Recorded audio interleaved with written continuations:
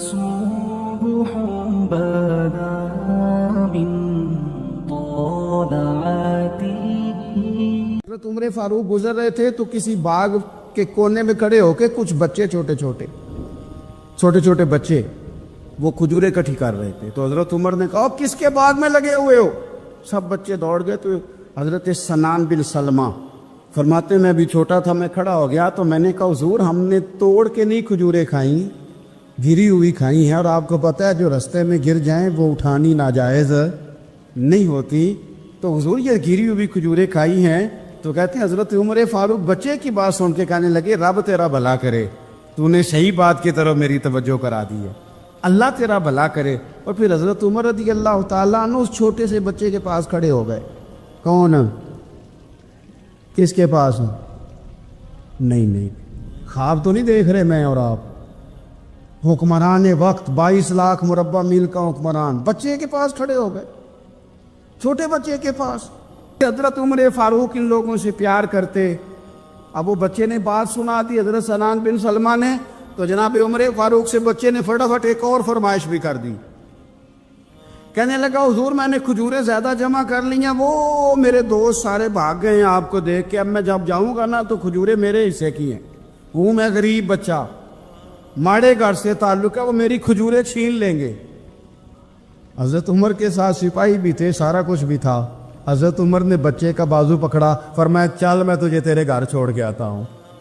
حضرت عمر اس غریب کے دروازے پہ دستک دے کے کہا تیرا پتر تھا، پکڑ کے اس لیے لایا ہوں کوئی امیر زادہ اس غریب کے بچے کو تنگ نہ کر سکے، اللہ کوئی ایک بھیجنا.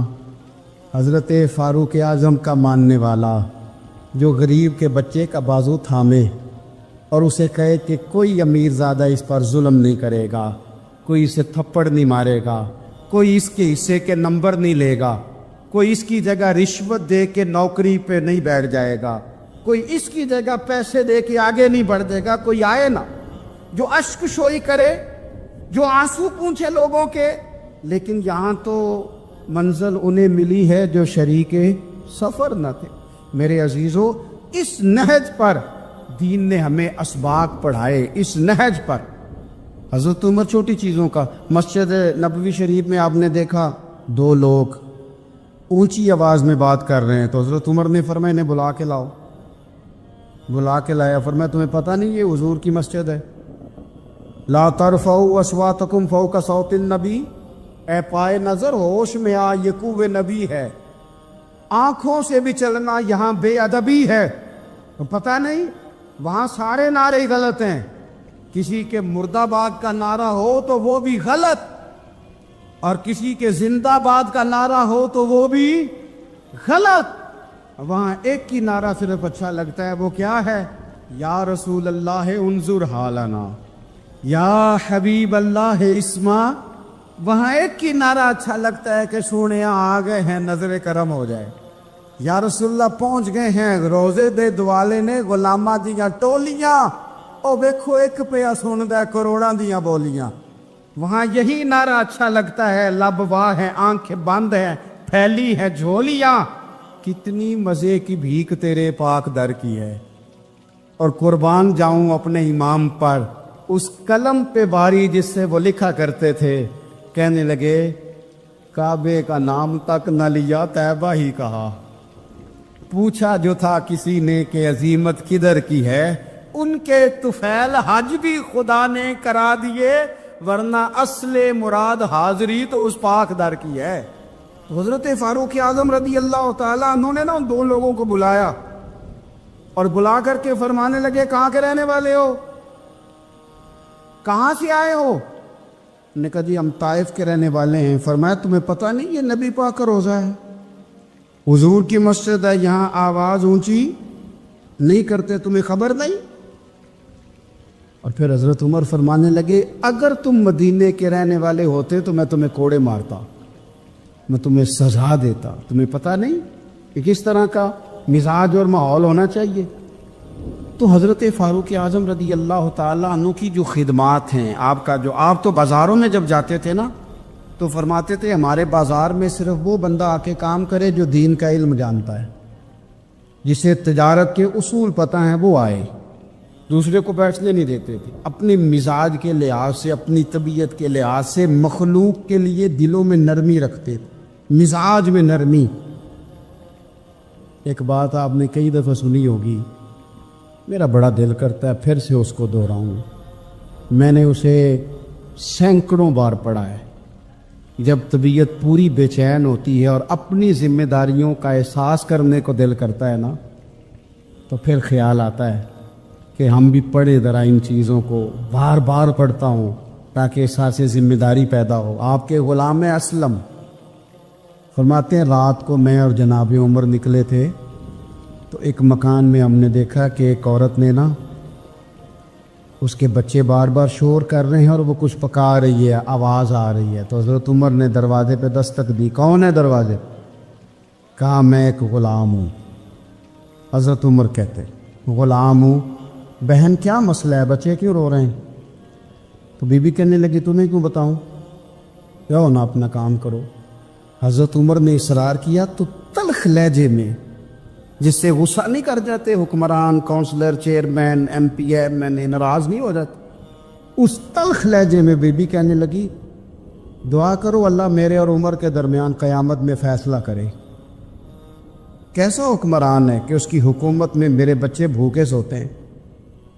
یہ میں نے پانی میں روڑے ڈال کے چڑھائے ہیں، لیکن یہ پیٹ کی بھوک یہ بڑی ڈاڈھی ہوتی ہے، یہ نیند بھی نہیں آنے دیتی۔ خیال تھا رو دو کے سو جائیں گے، پر سو بھی نہیں رہے۔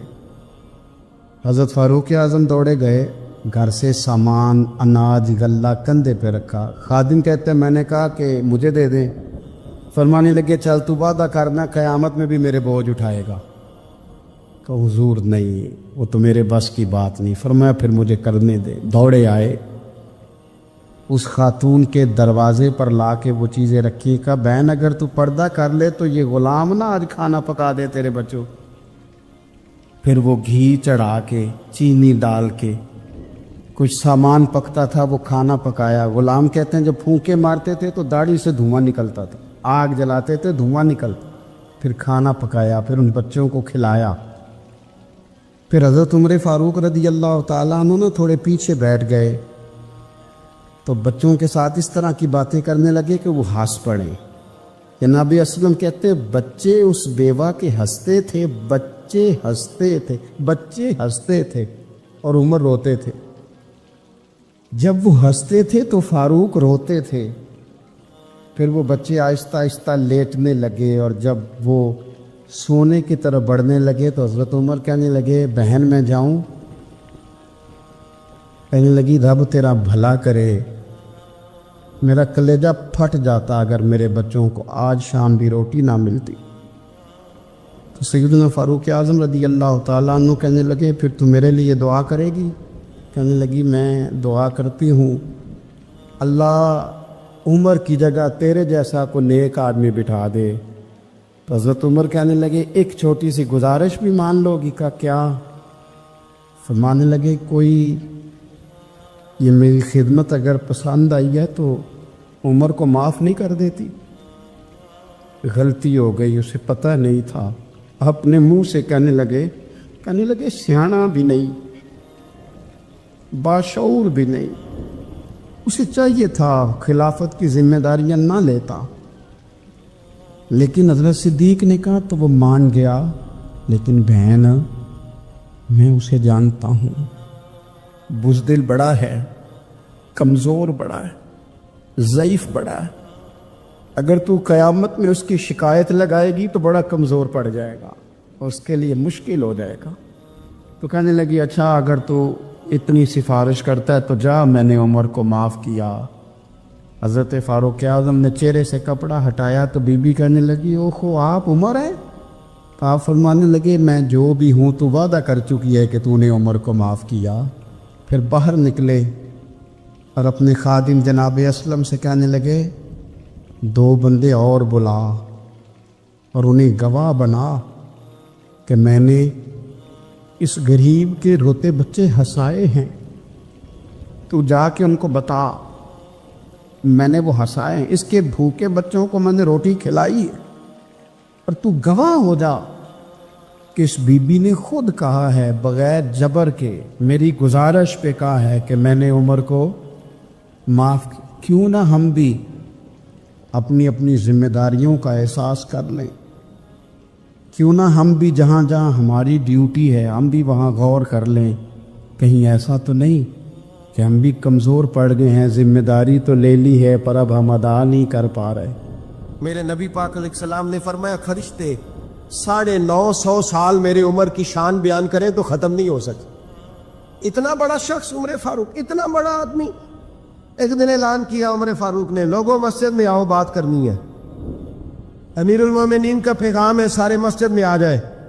کھچا کھچ مسجد نبی صحابہ سے بھر گئی، اور ایسا جب اعلان ہوتا تھا تو صحابہ دوڑ کے آتے تھے، شاید کو جنگ ہے، شاید کسی نے حملہ کر دیا ہے، شاید کوئی نئی بات ہے، دوڑے آئے لوگ، مسجد نبی کھچا کھچ بھر گئی۔ سیدنا فاروق اعظم رضی اللہ تعالیٰ عنہ ممبر پہ بیٹھے، حضرت عبد الرحمن ابن عوف رضی اللہ تعالیٰ عنہ فرماتے کہ صحابہ تجسس کے دیکھ رہے کہ پتہ نہیں کسی طرف سے پیغام نہیں آ گیا، کوئی کافر حملہ نہیں کرنے لگا، اللہ جانے کیا ہوا ہے، بڑی پریشانی ہے۔ عمر بیٹھے، اللہ کی حمد کی، نبی پاک صلی اللہ علیہ وسلم پر درود پڑا، اور پھر عمر فاروق بولے، فرمانے لگے میں جب مکے میں رہتا تھا نا تو کبھی گھر میں قحط آ جاتا تھا، کبھی قحط آتا تھا گھر میں، بکریوں کے دودھ خشک ہو جاتے تھے، گندم نہیں ملتی تھی، پانی نہیں ہوتا تھا، تو فرمایا میری اماں مجھے خالہ کے گھر بھیج دیتی تھی۔ قبیلہ بنو مخزوم، اس قبیلے میں میری خالہ کی شادی ہوئی تھی تو وہ مالدار لوگ تھے، ان کے پاس زیادہ بکریاں، زیادہ اونٹ، زیادہ گائے، زیادہ کھیت تھے۔ حضرت عمر فاروق فرمانے لگے میں ان کے گھر جاتا تو میرے خالو سمجھ جاتے کہ عمر کو اس لیے بھیجا گیا ہے کہ قحط آ گیا ہے، فرماتے ہیں وہ مجھے سویرے بکریاں چرانے لے جاتے، شام تک میں ان کی بکریاں چراتا۔ امیر المومنین عمر، ایک طرف مسئلہ یہ ہے کہ کیسر و کسرا کی دیواریں ہل رہی ہیں عمر کے نعروں سے، اور ادھر عمر ممبر پہ بیٹھ کے خطبے دے رہے، فرماتے میں بکریاں چراتا، شام تک خالہ کے گھر جا کے مزدوری کرتا، اور فرماتے شام ہوتی تو ایک مٹھی کشمش مجھے دیتے وہ، آپ فرماتے میں بڑے قد والا کا ایک مٹھی کشمش ملتی ہے، کبھی ایک مٹھی کھجورے، میں شام کو کھا کے سو جاتا۔ کئی مہینے یوں ہی گزرتے تو میری اماں کا پیغام آتا کہ حالات صحیح ہو گئے، میرے بیٹے کو بھیج دو۔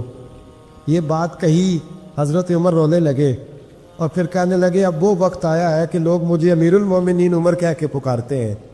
بس یہ دو باتیں کی، عمر نے کہا چلو ظہر کا وقت ہو گیا، اذان پڑھو، اٹھو نماز پڑھے، اٹھو، اذان ہوئی، اقامت ہوئی، جناب عمر نے نماز پڑھائی، لوگ چلے گئے تو سیدنا عبد الرحمن ابن عوف دیرانہ تھا جناب عمر سے، بازو پکڑ کے کہنے لگے عمر سیاح بندہ یار تو یہ دو باتیں سنانے کے لیے اتنا مجمع اکٹھا کیا تھا، یہ دو باتیں کہنے کے لیے کہ میں خالہ کے گھر جا کے مزدوری کرتا تھا تو ایک مٹھی کشمش ملتی تھی، ایک مٹھی کھجورے، یہ کہنے کے لیے کہ میں بکریاں چرایا کرتا تھا۔ تو حضرت عمر فاروق رضی اللہ تعالیٰ عنہ ٹھک ہوئے، پھر آنکھوں میں آنسو آئے، کہنے لگے عبد الرحمن آج نا مصر شام سے کچھ لوگ آئے تھے اور وہ بتا رہے تھے کہ عمر تیرا ڈنکا وہاں بھی بڑا بجتا ہے، وہ مجھے کہہ رہے تھے تیرے نام کے وہاں بھی بڑے دبدبے ہیں، بڑے تذکرے ہیں، تو میرا نفس مجھے کہہ رہا تھا عمر دیکھا تو یہاں بیٹھا ہے اور وہاں تیرے نام کا شور ہو رہا ہے، مجھے اس نے بڑا کیا ہے، تو میں نے آج مصطفیٰ کے سارے غلام کٹھے کر کے اپنی اوقات بتا دیے، میں نے اپنی اوقات بتائی ہے کہ میں کچھ نہیں، کوئی شے نہیں، کوئی چیز ہی نہیں، اسی کسی سے کچھ نہیں جے لگ دے، نہ کوئی ساڈا دردی، میں نے بتایا ہے کہ میں تو کسی کے بکریاں چرا کے ایک مٹھی کشمش لے کے گزارا کیا کرتا تھا، گزارا مجھے میرے کچھ ساتھی نا لے گئے گجرا والا سردیوں کے موسم میں، مجھے کہنے لگے سویٹر پسند کر لے اپنی مرضی کا، میں نے کہا یار مجھے تو وہی مزہ آتا ہے جو میری اماں کروشیے سے بنایا کرتی، وہ پہلے ابا پہنتے تھے، پھر وہی سویٹر بڑا بھائی پہنتا تھا، پھر ہمارے کھاتے میں آ گیا، اور پھر اس کی تعریفیں ہوتی تھی غربت چھپانے کے لیے، اس کی تعریفیں ہوتی تھی بڑی محنت سے بنا ہے جی، کیا بات ہے، بڑا گرم ہے، تو اب چھوٹے بھائی کو دے دیا جائے. ہم نے کہا وہی زمانہ دیکھا ہے, وہی رنگ دیکھا ہوا ہے, اور اس پر فخر ہے. اب تو لوگ جب کچھ ہو جاتا ہے نا, 2-4 لوگ جاننے لگتے ہیں تو لوگ فٹافٹ دعویٰ کر دیتے ہیں خاندانی رئیس اعظم ہو, بڑی بات ہے. ایسی کوئی بات نہیں.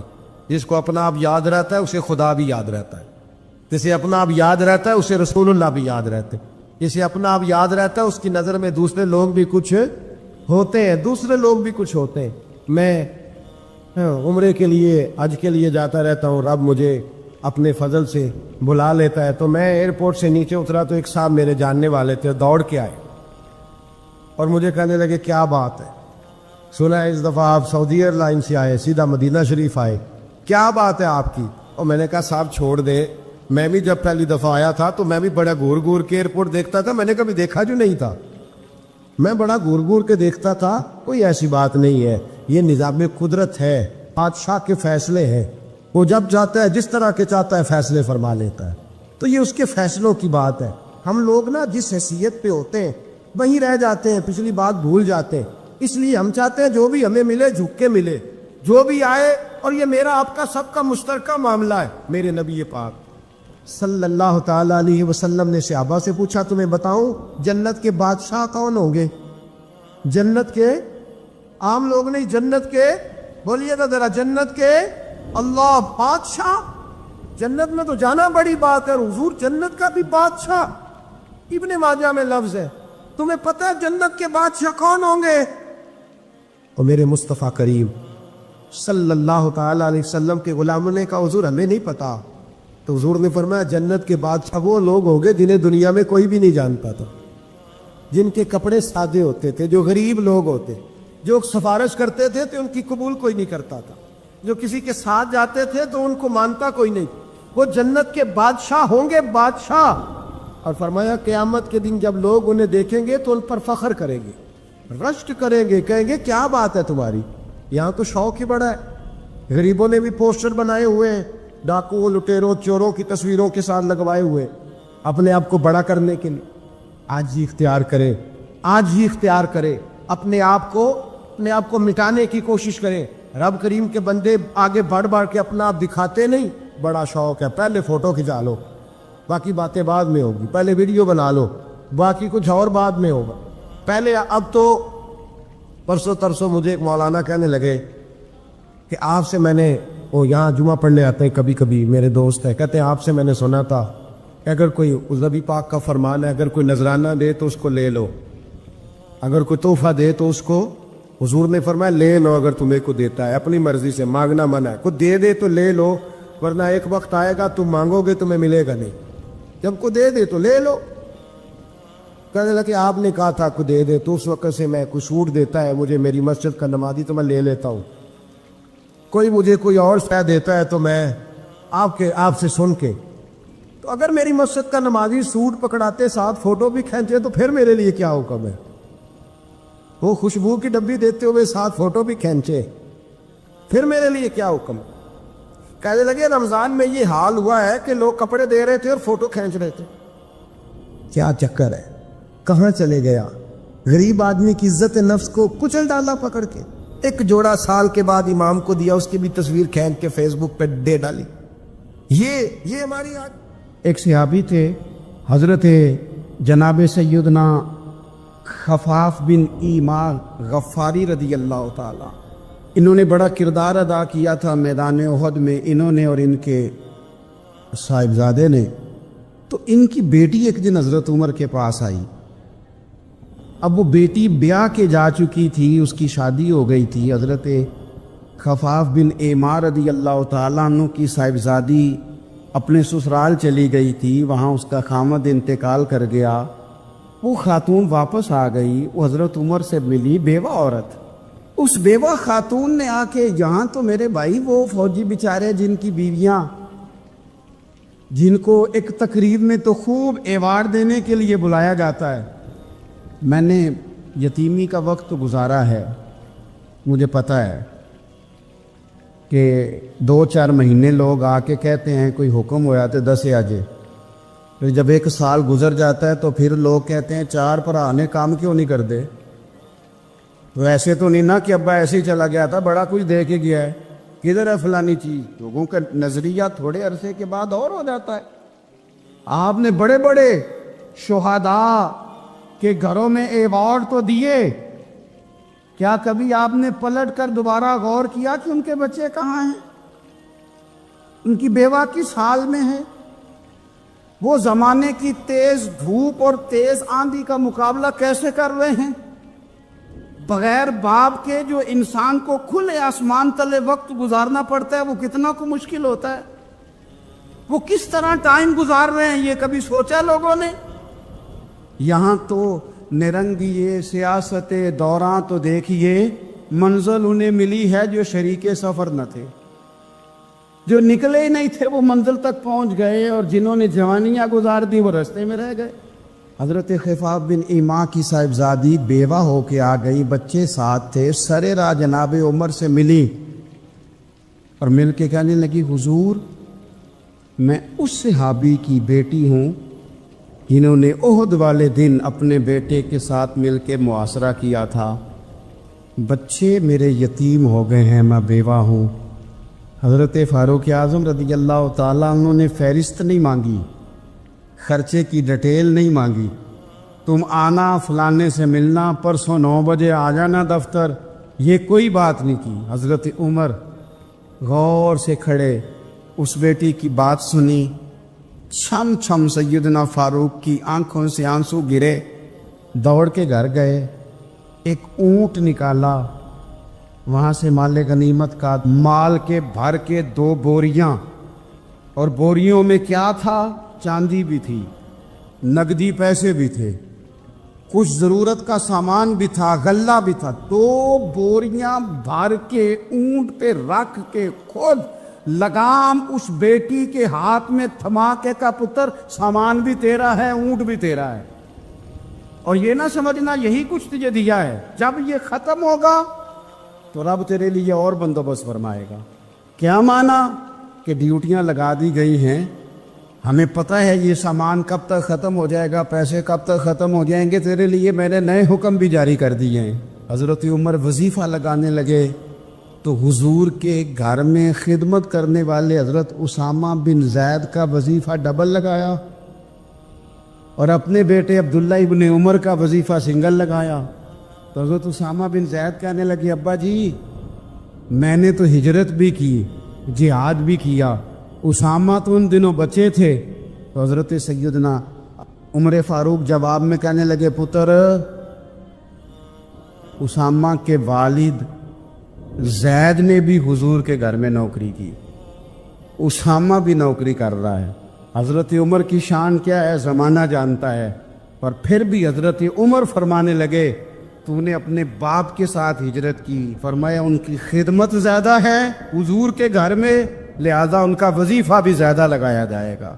چادریں آئی تھی مال غنیمت میں, ڈھیر ساری چادریں, ڈھیر ساری. حضرت عمر نے صحابہ کرام علیہم رضوان کی ازواج پر, صحابیات پر وہ چادریں تقسیم کر دی. ایک چادر بڑی خوبصورت نکلی اندر سے, تو سب کہنے لگے حضور یہ نا خاتون اول کے لیے سوٹ کرے گی, آپ کی اہلیہ کے لیے سوٹ کرے گی, کبھی آپ گھر لے جائیں نا, یہ سب سے بہتر ہے. تو یہ حضرت عمر کی بالغ نظری ہے, وہ کیا بندہ ہوا جس کی ہر جگہ نظر ہی نہ ہو. حضرت سیدنا عمر فاروق رضی اللہ تعالیٰ عنہ کہا جناب یہ چادر بڑی حسین ہے, آپ کے گھر والوں پہ جچے گی. تو حضرت عمر فرمانے لگے نہیں, ایک صحابیہ ہیں حضرت ام سلیت رضی اللہ تعالیٰ عنہ, انہیں بلاؤ, یہ چادر انہیں دوں گا. حضور اس خاتون کو یہ چادر دینے کی وجہ بھی تو بیان کریں. تو حضرت عمر فرمانے لگے جب احد میں ڈھیر سارے لوگ زخمی ہو گئے تھے اور بھگدڑ مچ گئی تھی اور حالات خراب ہو گئے تھے, تو فرمایا میں نے اپنی آنکھوں سے دیکھا کہ اس ایمرجنسی کی حالت میں بھی جناب ام سلیت مشکیزہ پکڑ پکڑ کے زخمیوں کو پانی پلا رہی تھی. اس خاتون کی خدمات ہیں امت کے لیے, اس نے ڈیوٹی کی ہے صحابہ کے لیے, لہذا اس عورت کا زیادہ حق بنتا ہے کہ اس کو یہ اعزاز دیا جائے. میرٹ کی بنیاد پر تقسیم ہوگی, رشتہ داری کی بنیاد پر ताल्लुक की बुनियाद पर नहीं होगी, इसका हक ज्यादा बनता है, इसका दर्जा ज्यादा बनता है, खिदमात ज्यादा है, इसने अपनी ड्यूटी ज्यादा अच्छे तरीके से सर अंजाम दी है। जब तक चीजें आप वुसअत कल्बी नहीं लाते अपनी तबीयत में, जब तक आप गुंजाइश ज्यादा पैदा नहीं करते, उतनी देर तक हालात उस तरह के नहीं होते। फिर एक और मुसीबत बन गई है, वो मुसीबत है लेवल की। ये काम मेरे लेवल का नहीं। जब आप अपने लेवल से नीचे उतरेंगे, प्रोटोकॉल से जरा नीचे उतरेंगे और छोटी छोटी बातों पर खुद तवज्जो देंगे, छोटी छोटी चीजों पर। हजरत उमर जुमा पढ़ा रहे थे, एक सहाबी देर से आए। अब ये नमाज का पूछना, जुम्मे का पूछना, मतलब हुक्मरान साहब तो ऊपर लेवल के हैं, वो तो पूछेंगे कि जनाब मेरे साथ तो आप कौमी सतह का बंदा बिठाएं, ये वाली बातें। लेकिन छोटे छोटे सुराख पैदा होते हैं, फिर बंद टूटते हैं, हालात बिगड़ते हैं। कौमों का इखलाक छोटी छोटी जगहों पे पहले बिगड़ता है। छोटी छोटी जगहों पे बच्चा पहले छोटी चोरियां करता है, खुदा माफ फरमाए अगर उसे रोका ना जाए, फिर वो बड़ी जगहों पे जाके हालात खराब करता है। हजरत उमर फारूक एक सहाबी देर से जुमा पढ़ने आए, तो हजरत उमर ने बाद में बुला लिया, फरमाया तुम इतने समझदार आदमी हो कि अगर जुम्मे में देर से आओगे तो बाकी लोगों का क्या बनेगा। तो वो सहाबी आगे से कहने लगे, मुझे पता था आपने पूछना है। ओ मैं तो कहीं काम में मसरूफ था अमीरुल मोमिनीन, मैं तो दौड़ा आया हूं, मैं तो गुस्ल भी नहीं कर सका, वुजू करके ही मस्जिद में आ गया जुमा पढ़ने। तो तुमरे फारूक उनकी बात सुनकर खुश हुए, फरमाने लगे रब तेरा भला करे, इस तरह करना, आइंदा जुमा पढ़ने आना तो गुस्ल करके आना। मेरे नबी पाक ने गुस्ल करने का इरशाद फरमाया जुमे वाले दिन, गुस्ल करके आना।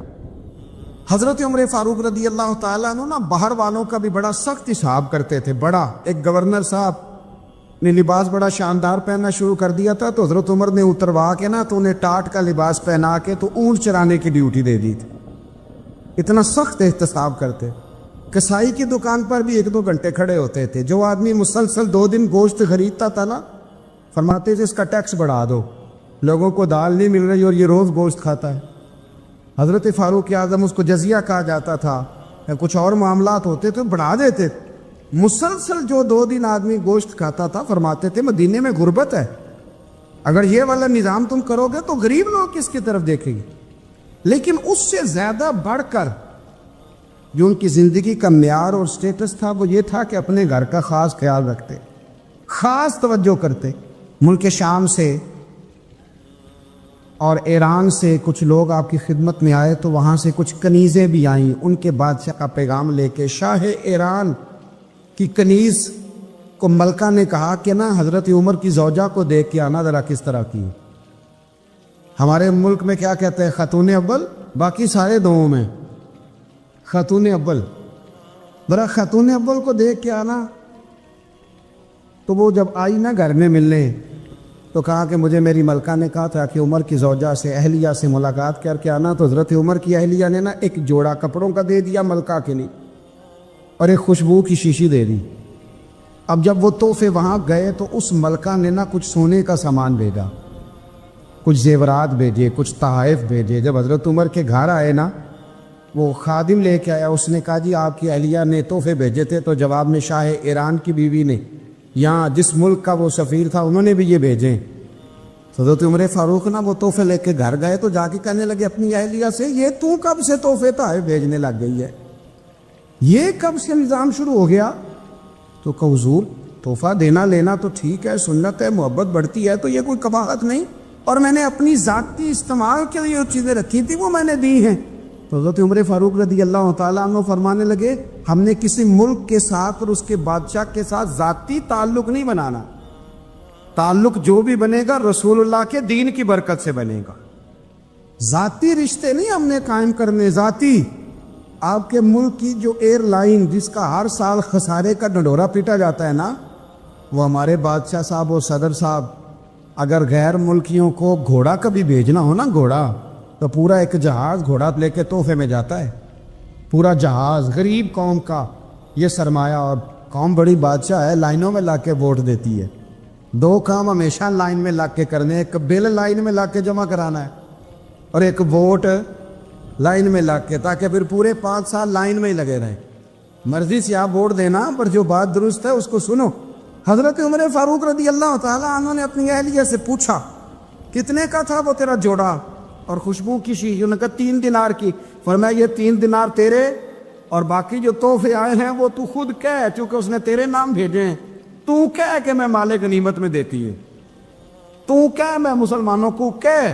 तो सौजा हंस पड़ी, कहने लगी मैं नाम ही कहूं तो मुझे कहना तो पड़ेगा ही, कहना तो मैंने है ही, क्योंकि सामने उमर फारूक हैं, लिहाजा फरमाया कह देती हूं मैंने दिया खजाने को।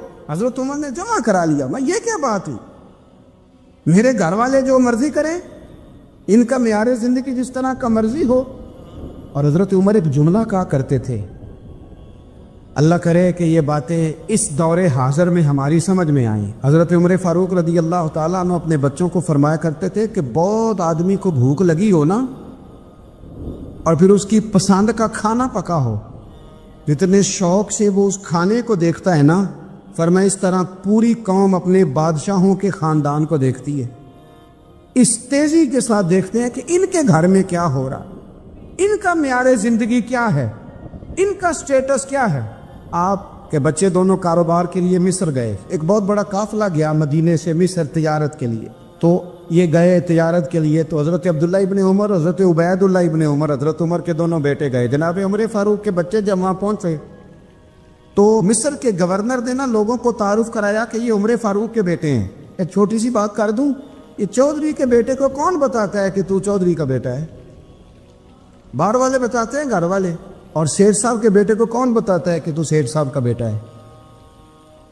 और मालिक को कौन बताता है कि तू मालिक का बेटा है और ये किराएदार है? ये कौन बताता है? ये सोच हम देते हैं बच्चों।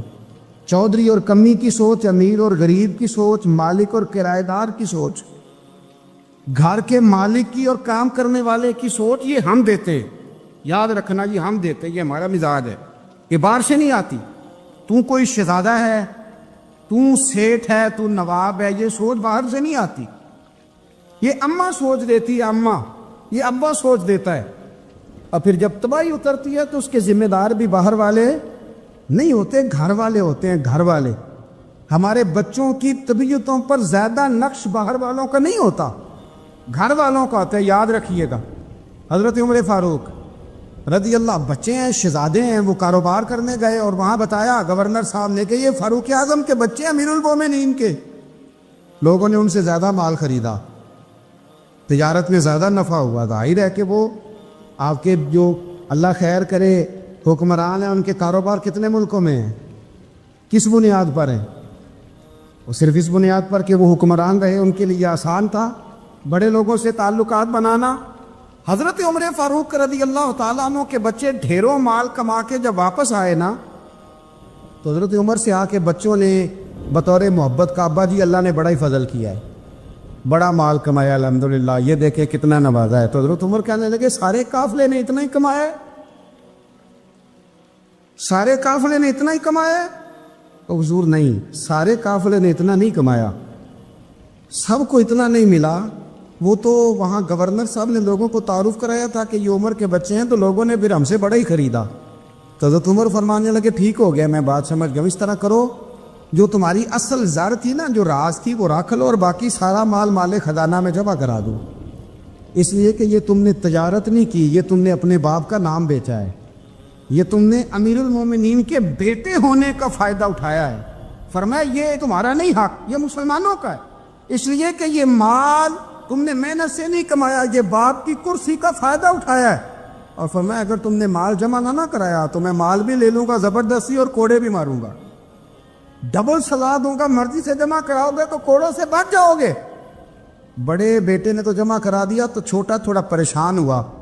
तो हज़रत अब्दुल्ला इब्ने उमर छोटे भाई का माथा चूम के कहने लगे बेटे चुप करके जमा करा, यहां भी फख्र करके हम उमर के बेटे हैं और कयामत में भी फख्र करेंगे कि हम फारूक आजम के बेटे हैं। यहां भी नाज करेंगे और वहां भी नाज करेंगे कि उमर के बच्चे हैं। हमारे बाप ने खुद भी हलाल ही खाया है और जब हमारी कमाने की बारी आई है तो हमें हुक्म भी हलाल खाने का दिया। भाई हमारा मिजाज नहीं, बच्चा जब लेके आता है 2 लाख रुपया तो कभी पूछे कहाँ से आया है? जब वो पहले दिन गलत दोस्तों के पास जाके बैठता है तो कभी निकाला है घर से उसे? ये बहुत सारे खमियाजे हमें इसलिए भुगतने पड़ते हैं कि हम इब्तदा में सुराख बंद नहीं करते। जब उसमें शिगाफ पड़ जाता है, सैलाब आता है, तो हमें होश आती है। हज़रत उमर ने अपने घर में निगरानी रखी, कड़ी निगरानी। ज़्यादा नमाज घर में पढ़ते थे हज़रत उमर, नफली नमाजें ज़्यादा क्यों भला? मेरे अस्हाब मुझे हुक्म देते थे कि फ़र्द नमाज के अलावा नमाजें घर में पढ़ना, बच्चों को आदत पड़ेगी, ज़ौक़ पैदा होगा, उनको पता चलेगा कि हमारे घर में 5 वक्त कोई और काम भी होता है। भाई याद रखें कि आपने अगर सजदा करना है तो बच्चा लेट जाएगा, उसे पता को नहीं सजदा क्या है। लेकिन जब घर में कभी कुरान अब्बा जी खोल लेना, मैं अक्सर कहता हूँ जब अब्बा जी का मूड बन जाए ना लेक्चर देने का, वो घर में शुरू हो जाते हैं, कहते हैं आप लोग नमाज नहीं पढ़ते इसलिए मेरे कारोबार में बरकत कोई नहीं, तुम सवेरे कुरान पाक नहीं खोलते तो मैं तबाह हो गया। तो मियाँ आपने कब घर में कुरान पाक खोला था? आपने कब नमाज पढ़ी?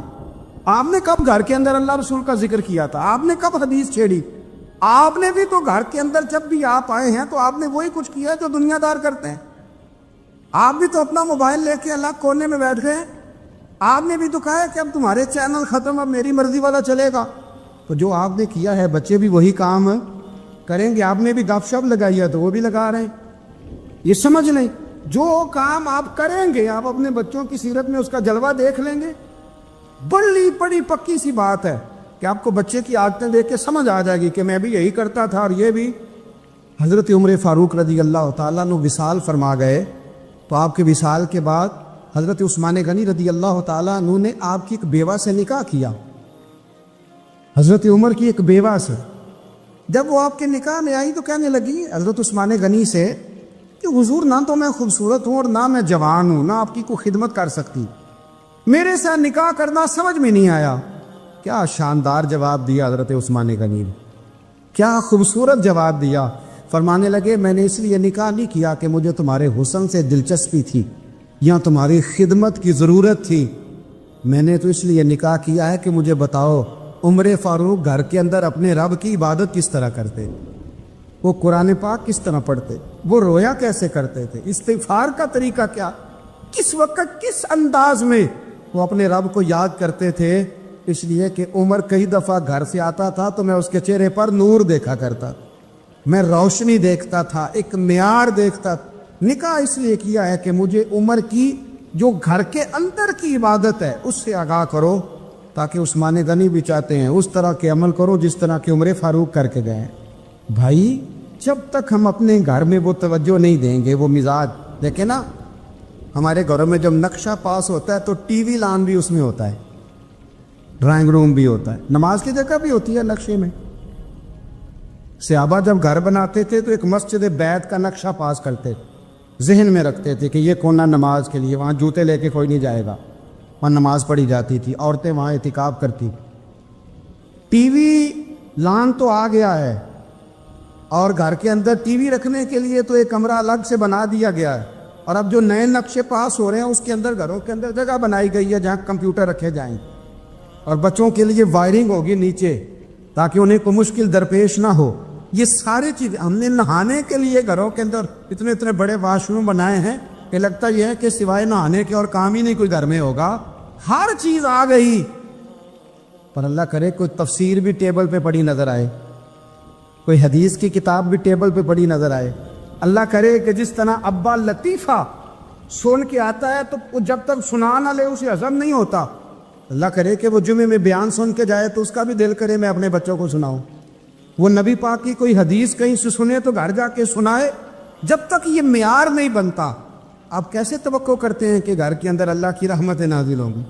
एक क्लर्क ने ना एक दफ़ा किसी बहुत बड़े राइटर को कह के अपने नाम समेत, उसने कहा था मेरा नाम, एड्रेस, फ़ोन नंबर समेत ये बात अपने कॉलम में दर्ज कर दो। उसने कहा कि मैं क्लर्क था, तनख्वाहें वगैरह देता था किसी बैंक में या किसी ऐसे इदारे में मैं मुलाजिम था जहां मैं वो चीज़ें दिया कर। तो कहते हैं कि मैं वहाँ ये काम करता था तो बूढ़े लोग, आपको पता है ज़ईफ़ लोग आते हैं बेचारे पेंशन लेने, किसी बच्चे की मिन्नत करते हैं, वो लेके जाता है, बाबा जी को ये भी नहीं पता अंगूठा कहाँ लगाना, फॉर्म कैसे फिल करना है। तो ये सरकारी ओहदों पे बैठे लोग माज़अल्लाह तंग होते हैं और कई दफ़ा गलत जुमले इस्तेमाल करते हैं।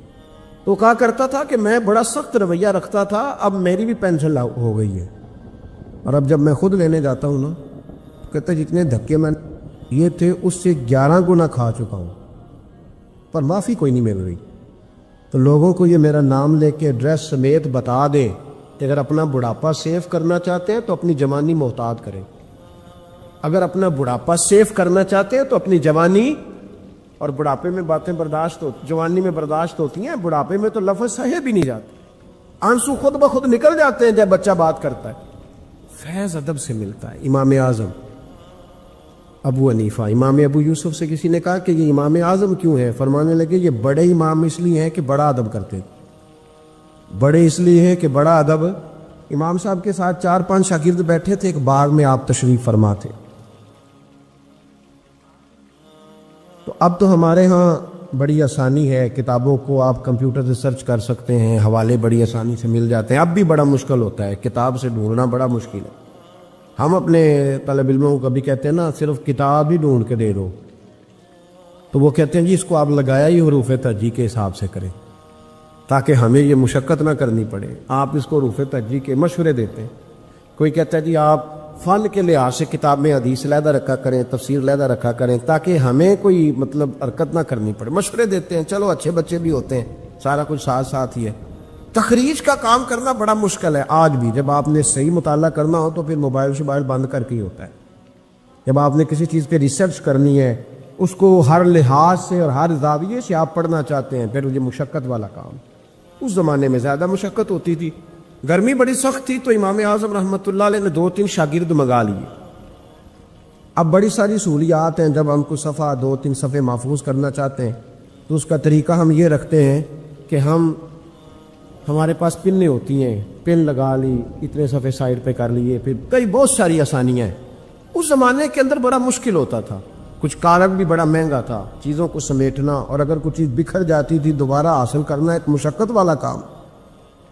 تو امام صاحب رحمۃ اللہ علیہ باغ میں بیٹھے تھے، کچھ حدیثوں پر کام ہو رہا تھا، ان کی جو روایات تھیں اس کے راوی جو تھے وہ مرتب کیے جا رہے تھے، چیزوں پر فقہ کے اصول بنائے جا رہے تھے۔ شاید 2-4-5 شاگرد بھی بیٹھے تھے، باغ کے ساتھ کچھ بچے کھیل رہے تھے، گیند گری ایک بچے کی۔ تو آپ کو پتہ ہے کہ ایک بچے کی ویسے ڈیوٹی لگائی جاتی ہے گیند ہی پکڑنے کی، کھڑا کرتے ہیں نا جی پیچھے اس کو کہ تو نے صرف گیند ہی پکڑنی ہے۔ مجھے چونکہ دلچسپی نہیں میچ سے، لہٰذا مجھے زیادہ نام وام نہیں آتے کہ اس کو کیا کہتے ہیں، تو اس کو کھڑا کیا تھا انہوں نے پیچھے۔ وہ گیند اچانک آ گئی نا جب باغ میں، تو بچہ دوڑا آیا، 12-14 سال کا بچہ، جب وہ آیا نا باغ میں تو امام صاحب نے آؤ دیکھا نہ تاؤ دیکھا، امام صاحب جھٹ سے اٹھ کے کھڑے ہو گئے، اور جب کھڑے ہوئے تو وہ کاغذ جو تھے وہ سارے بکھر گئے۔ اب امام صاحب کھڑے ہوئے تو شاگردوں کو بھی کھڑا ہونا تھا، وہ بھی سارے کھڑے ہو گئے، ان کا بھی سارا سامان بکھر گیا، ٹوٹ گیا، دائیں بائیں چیزیں ہو گئیں۔ بچہ چلا گیا، امام صاحب بیٹھ گئے، شاگرد بڑے ادب والے تھے، انہوں نے پوچھا بھی نہیں کیا معاملہ ہے۔ اب نئے سرے سے ساری ترتیب دوبارہ سے لگائی گئی، تھوڑی دیر گزری تو بچہ پھر باغ میں آ گیا، امام صاحب پھر اٹھ کے کھڑے ہو گئے، پھر ساری چیزیں بکھر گئی۔ تیسری دفعہ وہ پھر آ گیا، اب پتہ نہیں وہ کتنی دفعہ آئے گا، بار بار شاگردوں کو بھی اٹھنا پڑتا، وہ کاغذات سارے بکھر جاتے۔ بالآخر ایک شاگرد بول پڑے، کہنے لگے حضور یہ تو بچہ ہے، یہ 100 دفعہ آئے گا۔ تو امام صاحب نے برجستہ جواب دیا، فرمایا اگر یہ 100 دفعہ آیا نا تو ابو حنیفہ 100 دفعہ اٹھ کے کھڑا ہوگا، میں کھڑا ہوں گا تمہیں تو نہیں نہ پابند کر رہا۔ کہ حضور ماجرا کیا ہے، کون ہے یہ بچہ؟ تو امام صاحب فرمانے لگے یہ میرے استاد کا پوتا ہے، یہ میرے شیخ کا پوتا ہے، میرے مرشد کا پوتا ہے، اصلا نال جے نیکی کریے تے او نسلاں تاک نہیں بھول دے، ہم دے اصلا نال نیکی کریے تے پھل کنڈیاں نال تول دے، یہ میرے حضرت کا پوتا ہے، اس گھر سے میں نے فیض لیا ہے۔ فرمایا میں نے نمک کھایا ہے، یہ کیسے ہو سکتا ہے کہ یہ آئے اور میں اٹھ کے کھڑا نہ ہوں، یہ 1000 دفعہ بھی آئے تو میں کھڑا ہوں گا۔ تو امام ابو یوسف فرماتے تھے اس دن مجھے سمجھ آئی کہ یہ جو امام صرف امام نہیں، امام اعظم ہے نا، یہ بڑے اس لیے ہے کہ انہوں نے ادب بڑے بڑے کیے ہیں۔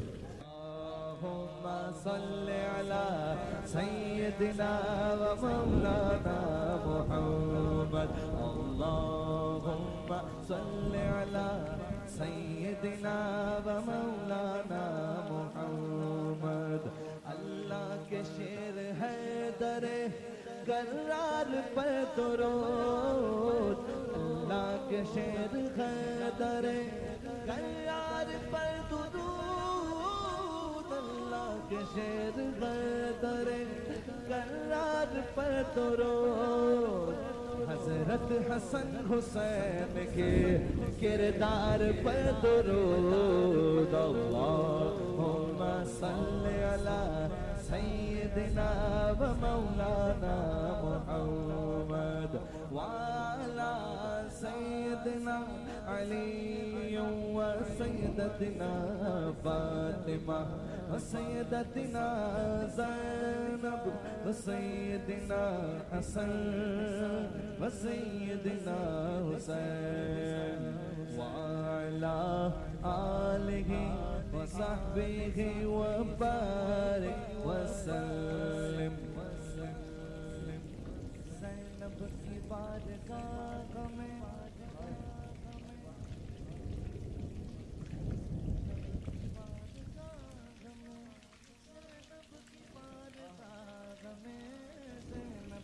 بارگاہ میں سلام نیاز ہے زینب کی بارگاہ میں سلام نیاز ہے جو مرتضیٰ کی لاڈلی زہرا کا ناز ہے اللہم صلی علی سیدنا و مولانا محمد وعلی سیدنا علی و سیدتنا فاطمہ و سیدتنا زینب و سیدنا حسن و سیدنا حسین زینب کی بارگاہ میں سلام نیاز ہے زینب کی بارگاہ میں سلام نیاز ہے